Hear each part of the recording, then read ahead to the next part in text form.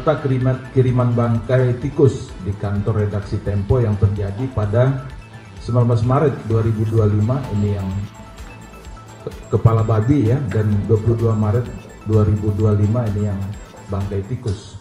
Karena memang di dalam negara demokrasi, kebebasan pers dan perlindungan terhadap wartawan itu adalah fondasi utama untuk menjamin transparansi, akuntabilitas dan partisipasi publik.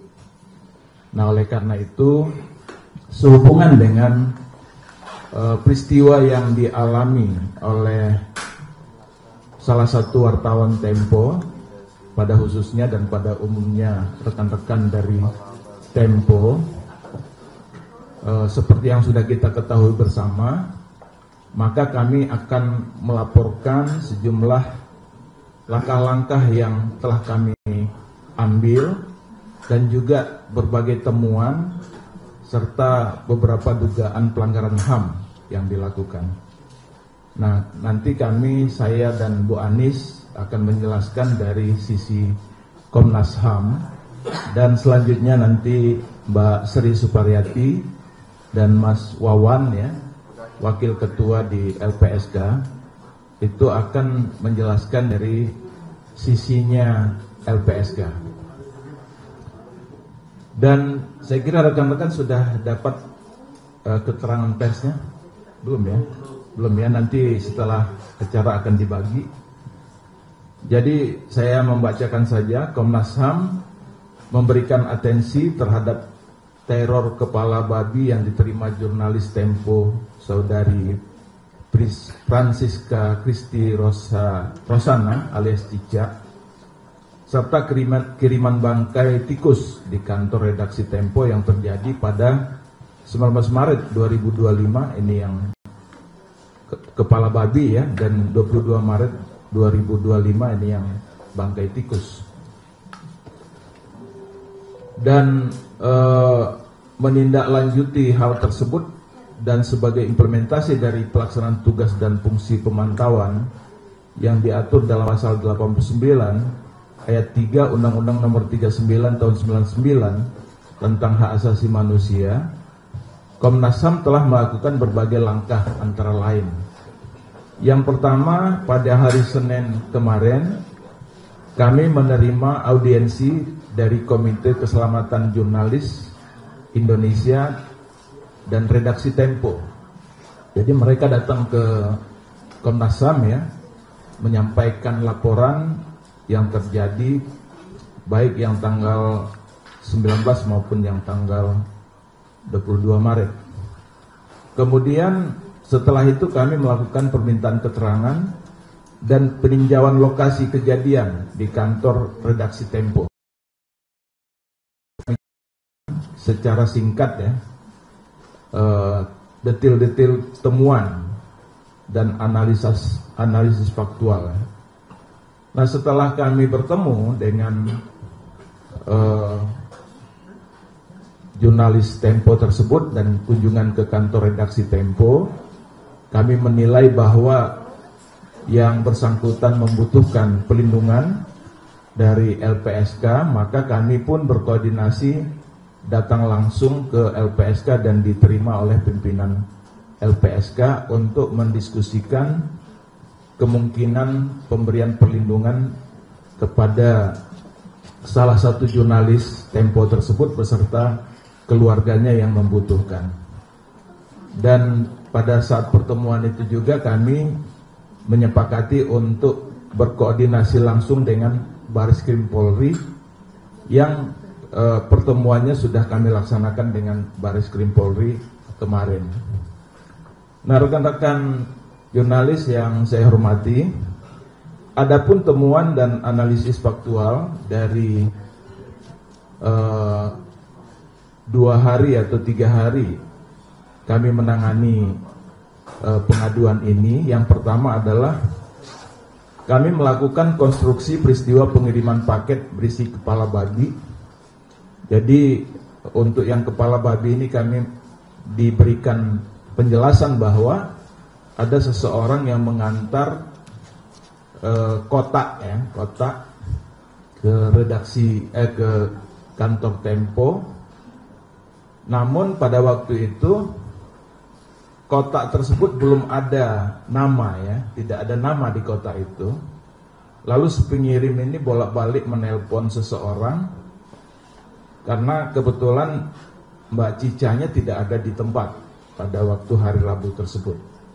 Sehingga kemudian setelah beberapa kali menelpon barulah kotak itu ditulis nama yang akan menerima. Jadi di situ ditulis menggunakan spidol yang ada di tempat menerima paket di bagian depan di Tempo tersebut. Jadi baru ditulis nama Cicanya, tetapi pengirimnya memang tidak ada ya, siapa pengirimnya.